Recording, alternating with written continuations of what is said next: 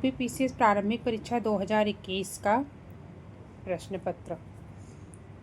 पहला क्वेश्चन है इसमें, ऋषभनाथ का निर्वाण स्थल जो है वो अष्टापद है, वासुपूज्य का चंपापुरी है, नेमिनाथ का उज्जैन है और महावीर स्वामी का पावापुरी है। वासुपूज्य जो थे वो 12वें तीर्थंकर थे और इनका जन्म चंपापुरी में हुआ था और चंपापुरी में ही इनको निर्वाण प्राप्त हुआ था। हड़प्पा सभ्यता का स्थल जो मांडी है वो उत्तर प्रदेश के मुजफ्फरनगर जिले में स्थित है। सातवाहन शासक जो थे वो प्राकृत भाषा के पोषक थे और कला के लोक पक्ष को अधिक महत्व देते थे। सातवाहन शासक जो हाल था उसने गाथा सप्तशती काव्य की स्थापना की थी। ये श्रृंगार रस से युक्त काव्य था। मुगल साम्राज्य मूल रूप से सैनिक शासन था और केंद्रीय शासन व्यवस्था के विकास की प्राण शक्ति उसकी सैनिक शक्ति पर ही निर्भर थी। दोनों सही हैं और एक दूसरे की व्याख्या भी है।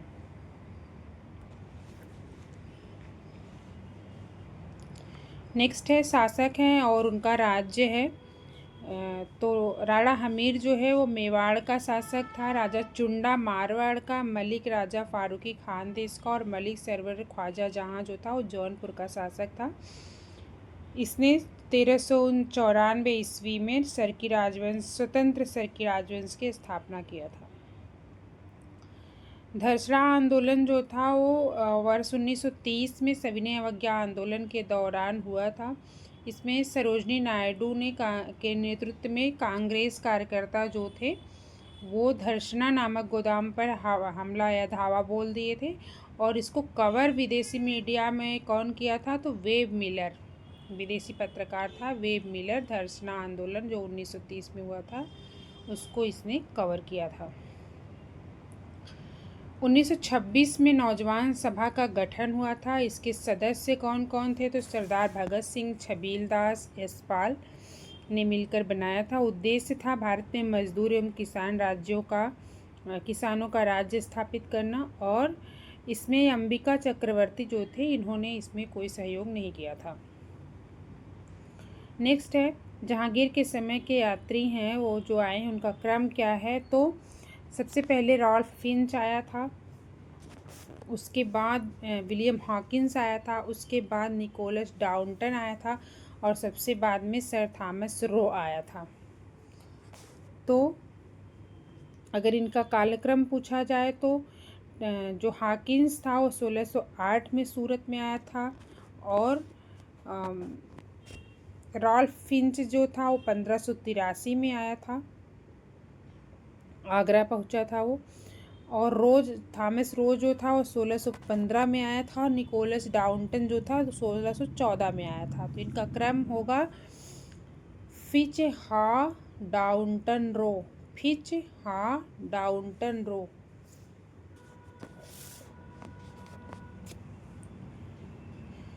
1924 में कानपुर षड्यंत्र मामले में मुजफ्फर अहमद, नलिनी गुप्ता, शौकत उस्मानी इन सबको अरेस्ट करके इन पे मुकदमा चलाया था।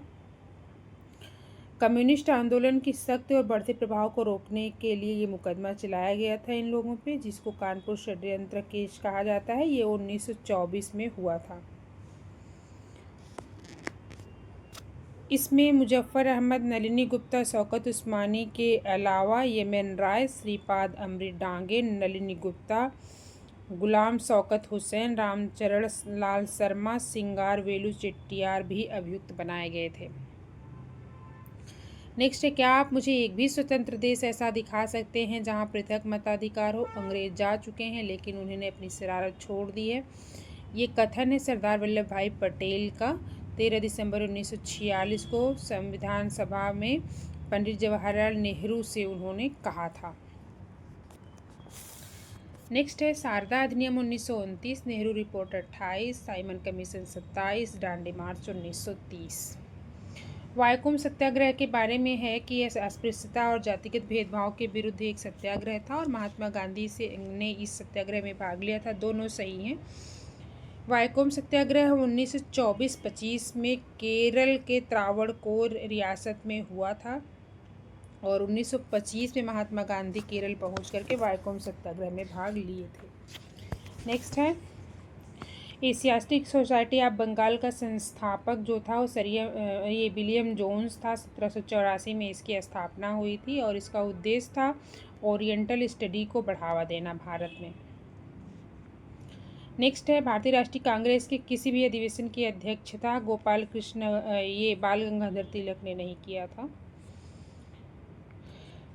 ब्रिटिश इंडिया में जो विभाग या विभागीय पद्धति का शुरुआत जो है वो किसके तहत हुई थी, तो भारतीय परिषद अधिनियम 1861 के तहत हुई थी। और इसमें जो वायसराय था वो लॉर्ड कैनिंग जो था वो विभागीय प्रणाली की शुरुआत इसने किया था, लॉर्ड कैनिंग।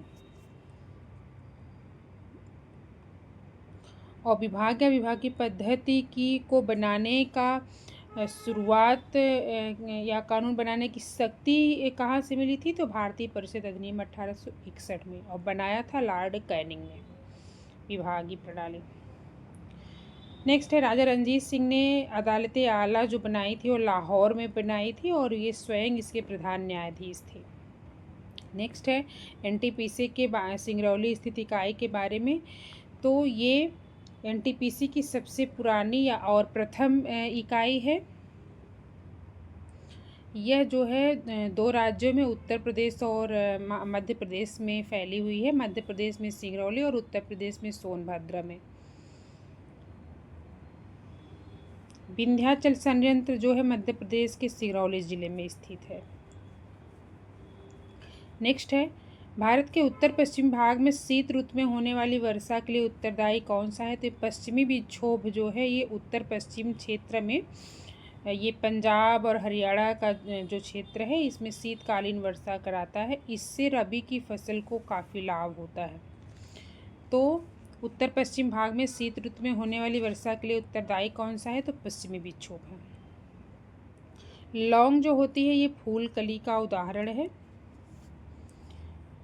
कोको के प्रमुख उत्पादक देश घाना, कैमरून, आइवरी कोस्ट हैं। इसमें लाटविया कोको का उत्पादन नहीं करता है। भारतवर्ष में खारे पानी की सबसे बड़ी झील कौन सी है, तो ये चिल्का झील है और ये लैगून झील है। ओडिशा राज्य में स्थित है। इसका क्षेत्रफल है 906 किलोमीटर से लेकर के 1165 किलोमीटर तक, काफ़ी लंबी है। और अगर भारत की अंतःस्थलीय खारे पानी की सबसे बड़ी झील पूछा जाए तो ये सांभर झील है। इसका क्षेत्रफल 190 से 230 किलोमीटर तक ही है। नेक्स्ट है, भारत के पूर्वी तट पर स्थित सबसे बड़ी लैगून झील कौन है पूछा जाए तो ये भी चिल्का ही है। पुलिकट झील जो है वो चिल्का के बाद दूसरी सबसे बड़ी खारे पानी की झील है। और पुलिकट झील जो है ये अगर दक्षिण भारत का पूछा जाए तो सबसे बड़ी झील है खारे पानी की। और किलीविली जो है तमिलनाडु में स्थित है और दक्षिण भारत की दूसरी सबसे बड़ी खारे पानी की झील है। पहली है पुलिकट अगर दक्षिण भारत का पूछा जाए। ओवरऑल पूछा जाएगा तो ये हो जाएगा चिल्का झील। कोलेरू झील जो है वो गोदावरी और कृष्णा नदी के बीच अवस्थित है, आंध्र प्रदेश में स्थित है और ये रामसर स्थल भी है। नेक्स्ट है, हुंड्रू जलप्रपात स्वर्ण रेखा नदी पर है, चचाई बीहड़ नदी पर है, धुआंधार नर्मदा नदी पर है, बूढ़ा घाघ नदी पर ही है।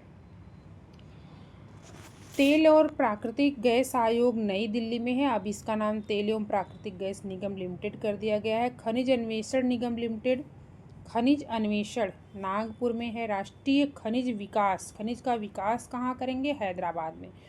और Rashtriya aluminium company limited Bhubaneswar Odisha में है। एल्यूमिनियम भुवनेश्वर ओडिशा में, खनिज विकास हैदराबाद में, खनिज अन्वेषण नागपुर में और तेल और प्राकृतिक गैस आयोग जो है वो दिल्ली में है, नई दिल्ली। गंगा नदी बेसिन का हिस्सा कौन कौन सी नदी हैं, तो इसमें पुनपुन नदी, जलांगी नदी और अजय नदी जो है ये गंगा नदी बेसिन का हिस्सा है। और इसमें जो जोंक नदी है ये महानदी की सहायक नदी है। भारत के ओडिशा और छत्तीसगढ़ राज्य से होकर प्रवाहित होती है जोंक नदी। तमिलनाडु की सबसे ऊंची चोटी डोडा बेटा है, राजस्थान की गुरु शिखर है, नागालैंड की सरामती है, मध्य प्रदेश की धूपगढ़ है। नेक्स्ट है तीस्ता नदी पहले गंगा की सहायक नदी थी, आजकल वह ब्रह्मपुत्र की सहायक नदी है और नदी अपहरण हिमालय की नदियों का प्रमुख गुण है। व्याख्या है और दोनों सही हैं। तो इसमें देखा जाए तीस्ता नदी प्रणाली जो है ये पहले 3 अलग अलग नदियों करातोया, पूर्णभाभा और अतराई या त्रिशोता के रूप में जलपाईगुड़ी पश्चिम बंगाल से दक्षिण की ओर प्रवाहित होती थी। जब 1787 में बाढ़ आई तब इसने अपना मार्ग बदल लिया और अब ये गंगा की सहायक नदी बन गई है। नेक्स्ट है अलास्का। अलास्का में कोरियाक जनजाति नहीं पाई जाती है। कोरियाक जनजाति पाई जाती है रूस में। बोर्नियो में पुनान जनजाति पाई जाती है। अरब मरुस्थल में रुआला पाई जाती है। स्वीडन और फिनलैंड में लैप्स पाई जाती है। लैप्स स्वीडन और फिनलैंड। मेकांग नदी का उद्गम जो है वो तिब्बत के पठार से निकलती है और इसका डेल्टा जो है वो इसमें दिया है कंबोडिया में स्थित है, तो ये गलत है। ये मेकांग नदी तिब्बत के पठार से तो निकलती है लेकिन इसका ये दक्षिणी चीन सागर में गिरती है। ये 6 देशों चीन, Myanmar, Laos, Thailand, Cambodia, Vietnam से होकर प्रवाहित होती है। मेकांग डेल्टा कंबोडिया और दक्षिण पश्चिमी वियतनाम दोनों देशों में स्थित है। कंबोडिया और दक्षिण पश्चिमी वियतनाम में। स्थानीय पवनों का नाम है, स्थान है, तो लेवेस जो है, लेवेस स्पेन की है। ब्रिक फील्डर ऑस्ट्रेलिया की है। ब्लैक रोलर उत्तरी अमेरिका की है। सामल ऑस्ट्रेलिया की है। सामल जून जुलाई में प्रवाहित होती है। सामल इराक की है, ऑस्ट्रेलिया की नहीं है। इराक, ईरान और अरब प्रायद्वीप में बहती है। गर्म, शुष्क और धूल भरी हवा है। सामल इराक, ईरान और अरब प्रायद्वीप में बहती है। ब्लैक रोलर उत्तरी America. Brick Fielder Australia. Nobi और कांतो मैदान जो हैं ये जापान के मैदान हैं। कांतो जो है जापान का सबसे बड़ा मैदानी क्षेत्र है। इंडोनेशिया के द्वीप समूहों के बारे में पूर्व से पश्चिम दिशा की ओर क्रम है। सुमात्रा, जावा, बाली, लोम्बोक, सुजवालो। और सबसे पश्चिम में है सुमात्रा और सबसे पूर्व में है लोम्बोक। काला सागर में के तट पर कौन कौन से देश अवस्थित हैं, तो ये है यूजा तुरोबुरु। यूजा तुरोबुरु। यू से यूक्रेन, जा से जॉर्जिया, तू से तुर्की, रो से रोमानिया, बू से बुल्गारिया और रू से रूस। यूजा तुरोबुरु। नेक्स्ट है बाउंड ट्रेनर यूएसए की है। एटना इटली की है। पेरिक्विटीन मेक्सिको की है। एपो फिलीपींस की है। ज्वालामुखी पर्वत कैरेबियन सागर में अवस्थित नहीं कौन सा है, तो मडीरा जो है ये पुर्तगाल के स्वायत्त क्षेत्रों में से एक है। ये उत्तरी अटलांटिक महासागर में अवस्थित है। मडीरा उत्तरी अटलांटिक महासागर में अवस्थित है। कैरेबियन सागर में कौन कौन से हैं, तो मोंटेसेराट, एंगुइला और ग्रेनाडा जो हैं ये कैरेबियन सागर में अवस्थित है। नेक्स्ट है कार्बन क्रेडिट की अवधारणा कब उत्पन्न हुई थी, तो क्योटो प्रोटोकॉल में इसका कॉन्सेप्ट दिया गया था। क्योटो प्रोटोकॉल 1997 में आया था। इसमें कार्बन उत्सर्जन कम करने के लिए कार्बन क्रेडिट प्रस्ताव विकसित किया गया था और जो इस पे हस्ताक्षर करेंगे उन देशों के लिए यह बाध्यकारी प्रावधान था। नेक्स्ट है पारिस्थितिकी तंत्र के विविध अवयव आपस में एक दूसरे पर निर्भर रहते हैं और मानव क्रियाओं से वातावरण प्रभावित होता है। दोनों सही हैं। 2050 के नेट जीरो लक्ष्य के बारे में कौन से सही हैं, तो इसका अभिप्राय है किसी देश के उत्सर्जन की क्षतिपूर्ति वातावरण से ग्रीन हाउस गैसों का निराकरण और अवशोषण कराना। और दूसरा है कि इसका देश जो भारत है वो 2070 तक नेट जीरो प्राप्ति का लक्ष्य रखा है। चीन ने 2060 तक, ऑस्ट्रिया ने 2040 तक, भूटान जो है 2050 तक कार्बन न्यूट्रल होने का लक्ष्य रखा है। फ्लाई ऐश प्रदूषण जो है वो ताप विद्युत संयंत्र से निकलता है। वायुमंडल के में प्रकाश के प्रसार का कारण धूल कण होते हैं। नेक्स्ट है सिमलीपाल ओडिशा जैवमंडल अभ्यारण्य जो है वो सिमलीपाल ओडिशा में है, पंचमढ़ी मध्य प्रदेश में है, नंदा देवी उत्तराखंड में है, नोकरेक मेघालय में है। रिंगलमेन स्केल जो होती है वो धुएं से संबंधित होती है। धुएं का अवास्तविक घनत्व या अपारदर्शिता के मापन का पैमाना है ये।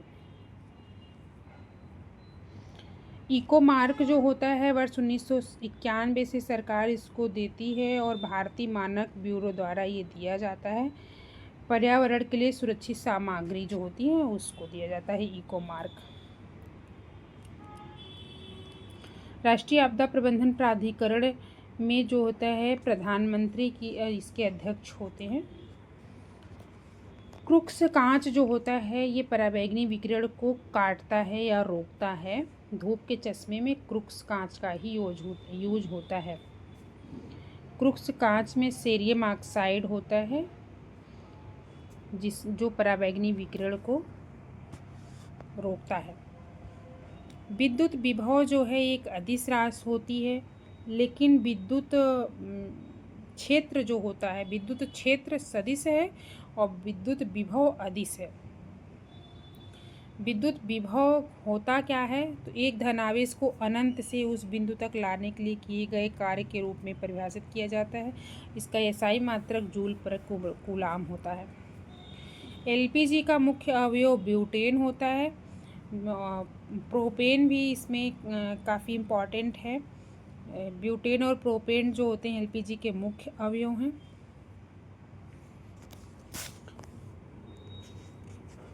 नाइट्रोजन जो है वो कार्बोहाइड्रेट का मुख्य अवयव नहीं है।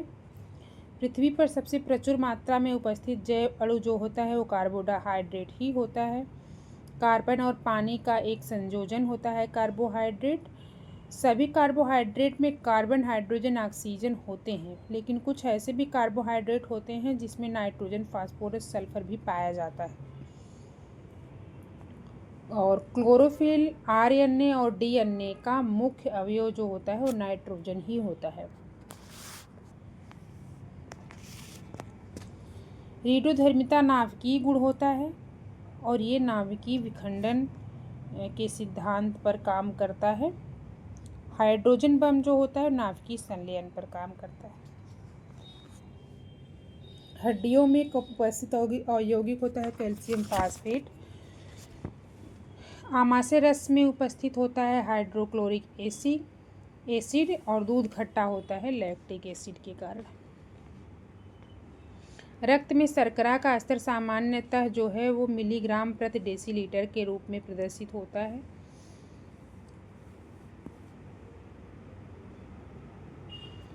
रक्त में ब्लू बेबी सिंड्रोम जो होता है वो मिथेमोग्लोबिन जो होती है उसकी उपस्थिति के कारण होता है। Methaemoglobin blue baby syndrome.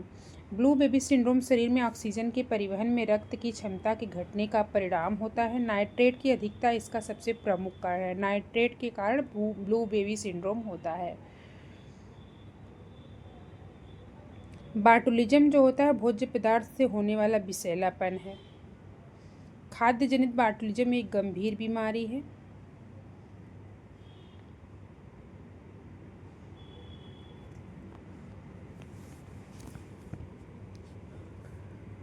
वायु प्रदूषक का सूचक होता है लाइकेन और मांस।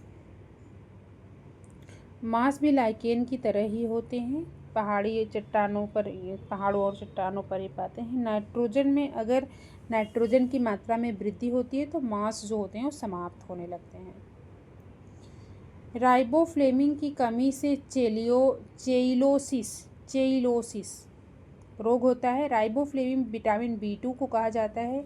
इसे की कमी से तंत्रिका संबंधी बीमारियां होती हैं। एनीमिया भी इससे संबंधित होता है इसकी कमी से। और इसकी कमी से मुख्य रोग जो होता है वो चेइलोसिस होता है। इसमें होंठ फटने की समस्या हो जाती है।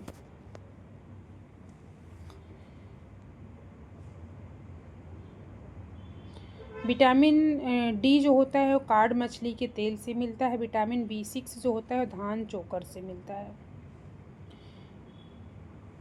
निद्रा रोग जो होता है वो सीसी मक्खी से द्वारा वाहित होता है। कारक इसका प्रोटोजोआ होता है। डेंगू, मलेरिया और फाइलेरियासिस जो होता है ये मच्छर से होते हैं। टापा कपड़ा जो बनता है वो मोरेसी कुल से, सहतूत परिवार का जो मोरेसी कुल का है उससे बनता है। टापा कपड़ा जो होता है प्रशांत महासागर के द्वीपों में मुख्य रूप से टोंगा, समोआ, फिजी में एक बार्क क्लॉथ के रूप में इसका निर्माण किया जाता है। फेफड़े में गैसीय विनिमय का स्थल जो होता है वह अल्वियोलाई होता है। ऑक्सीजन फेफड़ों से रक्त नली में चली जाती है गैस विनिमय के दौरान, और उसी समय कार्बन डाइऑक्साइड रक्त से फेफड़ों में आती है। यह प्रक्रिया फेफड़े में स्थित एल्वियोली एवं सूक्ष्म रक्त वाहिकाओं के नेटवर्क के बीच संपन्न होती है। सामान्य दृष्टि के लिए कौन सा विटामिन आवश्यक होता है? तो रेटिनॉल, विटामिन ए। मानव शरीर अपने लिए आवश्यक सभी विटामिनों का संश्लेषण करता है। शरीर के लिए उचित विकास के लिए विटामिन अनिवार्य होते हैं, तो ये गलत है। सारे विटामिन वो नहीं संश्लेषण कर पाता है, कुछ हमको बाहर से भी लेने पड़ते हैं। नेक्स्ट है, भारत के राष्ट्रपति के विशेष अभिभाषण के संबंध में क्या सही है?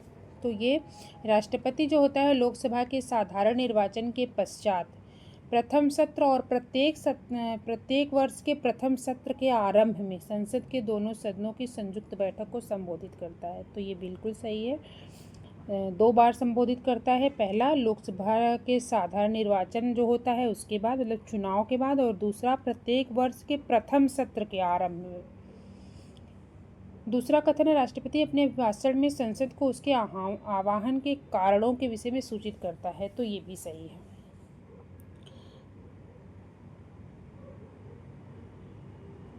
और ये प्रक्रिया जो होती है, राष्ट्रपति जो बैठक करते हैं और संसद को सूचित करते हैं, ये अनुच्छेद 87(1) में है।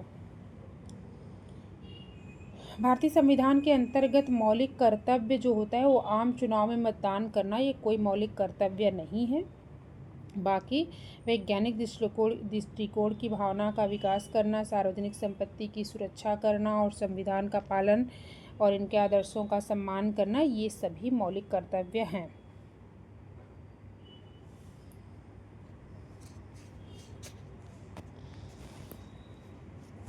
मूलतः 11 मौलिक कर्तव्य हैं। इसको देख लें यहीं पे। संविधान का पालन और उसके आदर्शों, संस्थाओं, राष्ट्रध्वज आदि का आदर करें। स्वतंत्रता के लिए हमारे राष्ट्रीय आंदोलन को प्रेरित करने वाले उच्च आदर्शों को हृदय में संजोए रखें। भारत की संप्रभुता, एकता, अखंडता से की रक्षा करें। देश की रक्षा करें। आह्वान किए जाने पर राष्ट्र सेवा करें। 5वां है, भारत के सभी लोगों में समरसता और समान भ्रातृत्व की भावना का निर्माण करें। 6ठा है, हमारी सामाजिक संस्कृति की गौरवशाली परंपरा को समझें और उसका रक्षण करें।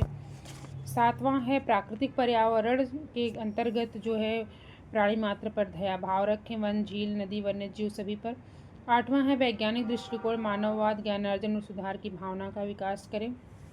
9वां है, सार्वजनिक संपत्ति को सुरक्षित रखें, हिंसा से दूर रहें। 10वां है, व्यक्तिगत और सामूहिक गतिविधियों के क्षेत्र में उत्कर्ष की ओर बढ़ने का प्रयास करें। 11वां है, 6 से 14 वर्ष तक की आयु के सभी बच्चों को शिक्षा का अवसर मिलना चाहिए। और ये पहले ऐड नहीं था, इसका 86वें संविधान संशोधन अधिनियम 2002 द्वारा ये जोड़ा गया है। नेक्स्ट है, संविधान के अनुच्छेद 75(3) के तहत मंत्रिपरिषद सामूहिक रूप से लोकसभा के प्रति उत्तरदायी होती है।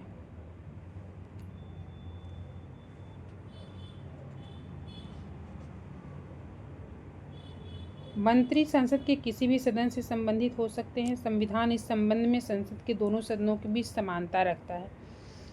प्रत्येक मंत्री को किसी भी सदन में बोलने और भाग लेने का अधिकार होता है, लेकिन वो वोट वहीं पे कर सकता है जहां का वह सदस्य है। तो इससे संबंधित 2 कथन दिए गए हैं। पहला है, भारत में मंत्रिपरिषद सामूहिक रूप से लोकसभा और राज्यसभा दोनों के प्रति उत्तरदायी होता है। तो ये गलत है। भारत में मंत्रिपरिषद जो होता है 75(3) अनुच्छेद के तहत सामूहिक रूप से केवल लोकसभा के प्रति उत्तरदायी होता है। और दूसरा जो दिया है, लोकसभा राज्यसभा दोनों के सदस्य संघीय सरकार के मंत्री बनने की पात्र रखते हैं, तो हाँ बन सकते हैं दोनों के।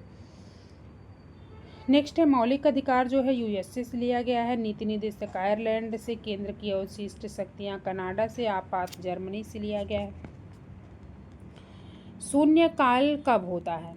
तो शून्यकाल जो होता है प्रश्नकाल के ठीक पश्चात का काल ही होता है शून्यकाल। संसद के प्रक्रिया नियम में शून्यकाल का कोई उल्लेख नहीं है। शून्यकाल वह समय होता है जब संसद सदस्य तत्काल सार्वजनिक महत्व के मुद्दे उठा सकते हैं। शून्यकाल के दौरान मुद्दों को उठाने के लिए सांसदों के बैठक के दिन 10 बजे से पहले सभापति को एक नोटिस देना होता है कि आज वो इस सार्वजनिक महत्व के मुद्दे पर प्रश्न उठाएंगे। ये प्रश्नकाल के बाद 12 बजे से शुरू होने के कारण इसे शून्यकाल की संज्ञा दी गई है। तो प्रश्नकाल 11 से 12 बजे तक होता है और शून्यकाल 12 से 1 बजे तक होता है लगभग।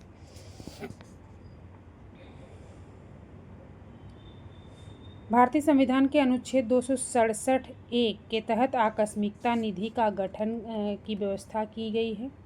इसकी आकस्मिकता निधि का गठन संसद करती है। ऐसी निधि में कोई अग्रिम नहीं दिया जाता है और इससे संबंधित अनुच्छेद जो है वो 267(1) है।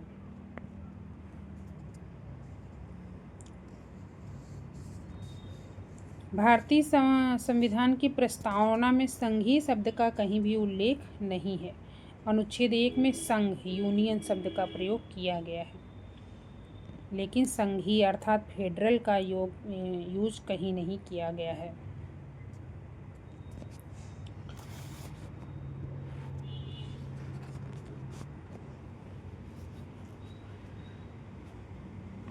गिलियम सिंघवी समिति 1986 में जो आई थी, इससे संबंधित पंचायती राज से, इसने नियोजन की आधारभूत इकाई जिला को माना था, सिंघवी जिला। और दूसरा GKV राव जो थे वो 1985 में इसका गठन किया गया था और इसने जो है पंचायत को संवैधानिक स्थिति प्रदान करने की सिफारिश की थी। GVK राव ने सबसे पहले पंचायत को संवैधानिक स्थिति प्रदान करने की सिफारिश की थी। नेक्स्ट है सहकारी समितियों के संवर्धन की चर्चा जो है अनुच्छेद 43B में की गई है। 43B में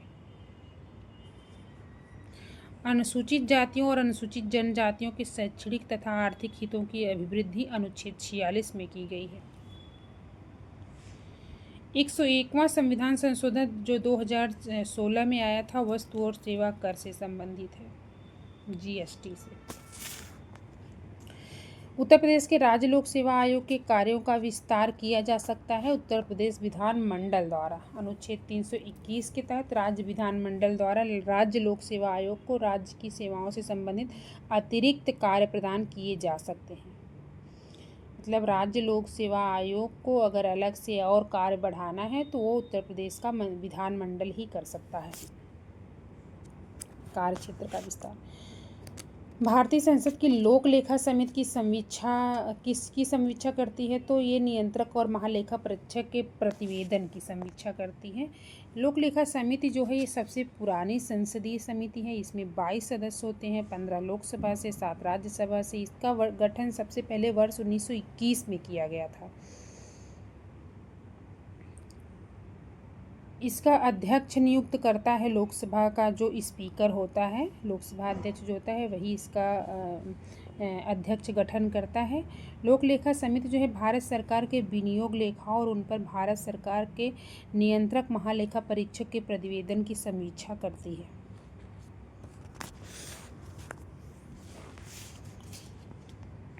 अगर कालक्रमानुसार गठन राज्य का देखा जाए तो सबसे पहले इसमें हरियाणा का गठन हुआ था, फिर उसके बाद गोवा का 1987 में, हरियाणा का 66 में, तेलंगाना 2014 में बना था, झारखंड 15 नवंबर 2000 को बना था। कौन से संविधान संशोधन अधिनियम द्वारा मतदान की आयु 21 वर्ष से घटाकर 18 वर्ष कर दी गई थी? तो ये 61वां संविधान संशोधन था। 61वां संविधान संशोधन था जो 1988 में आया था। इससे पहले आयु 21 वर्ष थी मतदान की, अब जो 18 वर्ष है वो 61वें संविधान संशोधन अधिनियम 1988 के माध्यम से ही है। और ऐसा करने के लिए अनुच्छेद 326 में संशोधन किया गया था, जो लोकसभा में विधानसभाओं के चुनाव से संबंधित अनुच्छेद 326 उसके माध्यम से किया गया था।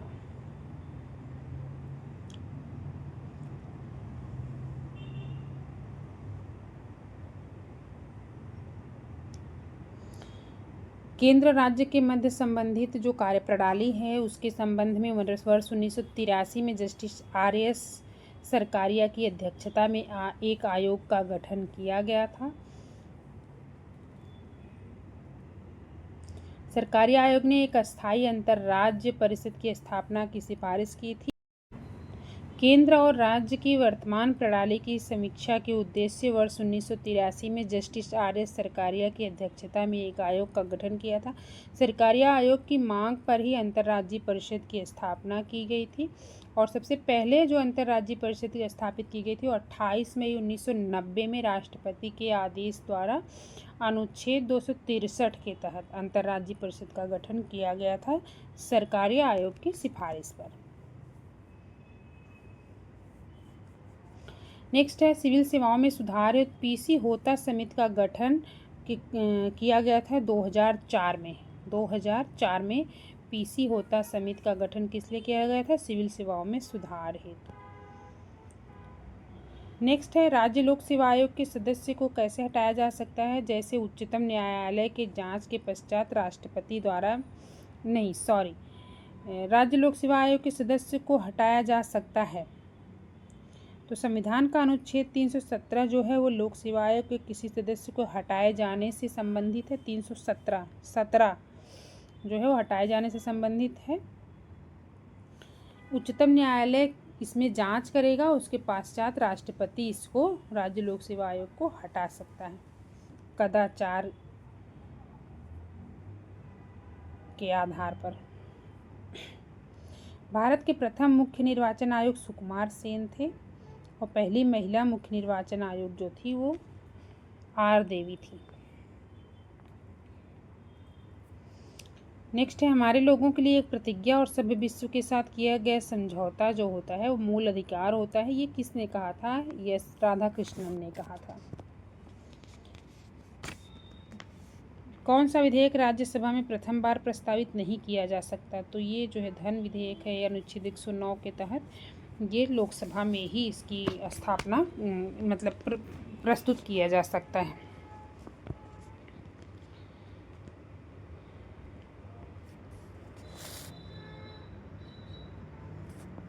नेक्स्ट है गोलकनाथवाद। गोलकनाथ बनाम पंजाब राज्य वर्ष 1967 में आया था। केशवानंद भारतीवाद 1973 में आया था। 24वां संविधान संशोधन अधिनियम 1971 में आया था। 42वां संविधान संशोधन अधिनियम वर्ष 1976 में आया था। इसका क्रम देखा जाए तो गोपाल शंकर सज्जन गोल के मिनरवा, गोपाल शंकर सज्जन गोल के मिनरवा, ये क्रम होगा। गोपाल शंकर, फिर गोलकनाथ। ये वर्ल्ड पॉपुलेशन रिपोर्ट जारी करता है। सर्वाधिक जनसंख्या वाला राज्य कौन है इंडिया में? तो वो उत्तर प्रदेश है। उसके बाद महाराष्ट्र है और उसके बाद बिहार है। उत्तर प्रदेश, महाराष्ट्र, बिहार। 2011 की जनगणना के अनुसार किस राज्य का जनघनत्व सबसे कम था? तो इसमें अरुणाचल प्रदेश का सबसे कम था। जन्म दर के बारे में क्या सही है? तो नगरीकरण जन्म दर को कम करने में सहायक है। बिल्कुल सही है, क्योंकि साक्षरता वगैरह लोगों में रहती है। ऊंची साक्षरता दर का निम्न दर से सीधा संबंध होता है। बिल्कुल, दोनों सही हैं। नेक्स्ट है रामसर स्थल जो उत्तर प्रदेश में स्थित नहीं है। तो सुरिंसर मानसर झीलें जो हैं, सुरिंसर मानसर झीलें ये जम्मू कश्मीर में हैं। बाकी सूर सरोवर आगरा में है उत्तर प्रदेश के। सरसई नावर झील जो है वो इटावा में है। समसपुर पक्षी अभ्यारण्य मैनपुरी में है। ये सभी यूपी में अवस्थित हैं। सुरिंसर मानसर झील जो है ये जम्मू कश्मीर में है। सूर सरोवर आगरा में है। सरसई नावर झील जो है ये इटावा में है। समसपुर पक्षी अभ्यारण्य मैनपुरी में है। उत्तर प्रदेश का कौन सा जिला क्षेत्रफल की दृष्टि से सबसे छोटा है? तो ये है हापुड़।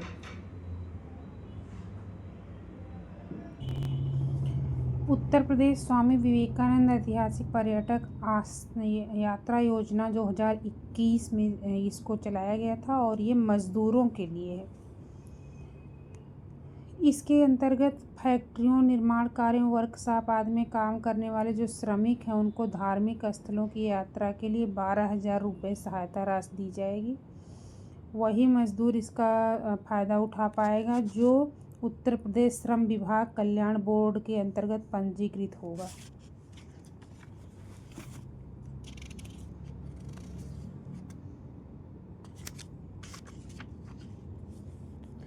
नेक्स्ट है, प्रथम नगर निगम कहाँ पे स्थापित किया गया था? तो ये 1688 में मद्रास में स्थापित किया गया था।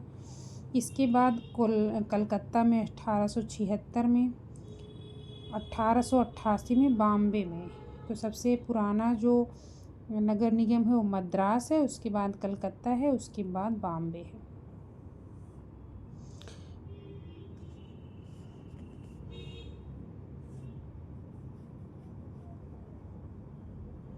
नेक्स्ट है, देश का प्रथम भारतीय कौशल संस्थान कहाँ स्थापित किया गया है? तो ये कानपुर में स्थापित किया गया है, उत्तर प्रदेश के कानपुर में। और इसमें सिंगापुर जो है वो भी अपना पार्टिसिपेशन दिया है। स्टैचू ऑफ पीस जो है वो किस राज्य में अवस्थित है? तो ये राजस्थान में अवस्थित है। शांति की प्रतिमा जैन आचार्य श्री वल्लभ विजय सूरी की है स्टैचू ऑफ पीस। नेक्स्ट है, सुगम्य भारत अभियान जो है वो दिव्यांग व्यक्तियों से संबंधित है। ये 2015 में शुरू किया गया था और इसको शुरू करने वाला विभाग है सामाजिक न्याय एवं अधिकारिता मंत्रालय द्वारा। नेक्स्ट है, अंतर्राष्ट्रीय सस्य वानिकी अनुसंधान कहाँ है? नैरोबी में। सस्य वानिकी अंतर्राष्ट्रीय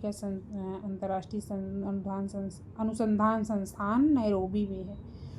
भारतीय वन प्रबंधन भोपाल में है। केंद्रीय सस्य वानिकी अनुसंधान ये झांसी में है। केंद्रीय सस्य वानिकी अनुसंधान झांसी में है और अंतर्राष्ट्रीय सस्य वानिकी अनुसंधान जो है ये नैरोबी में है। टाटा ऊर्जा अनुसंधान संस्थान नई दिल्ली में है। नेक्स्ट है, क्रिश्चियन बर्नार्ड जो थे 3 दिसंबर 1967 को विश्व में प्रथम मानव हृदय प्रत्यारोपण किया था इन्होंने, क्रिश्चियन बर्नार्ड।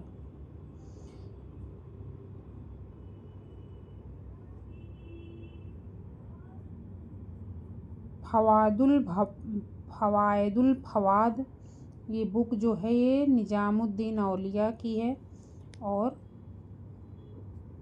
इसका संकलन किया था अमीर हसन सिसजी ने।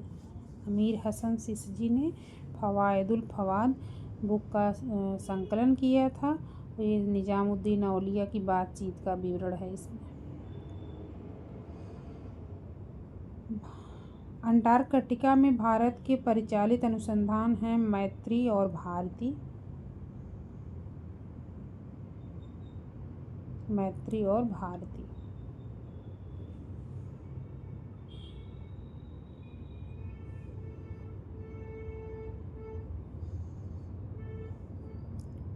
नेक्स्ट है, रागमाला पुंडरीक विट्ठल की है। रसकौमुदी श्रीकंठ की है। राग विबोध सोमनाथ ने की है और चतुर्दंडी प्रकाशिका जो है ये वेंकट रमण ने इसकी रचना की थी। रागमाला पुंडरीक विट्ठल, रसकौमुदी श्रीकंठ, राग विबोध सोमनाथ, चतुर्दंडी प्रकाशिका वेंकट रमण।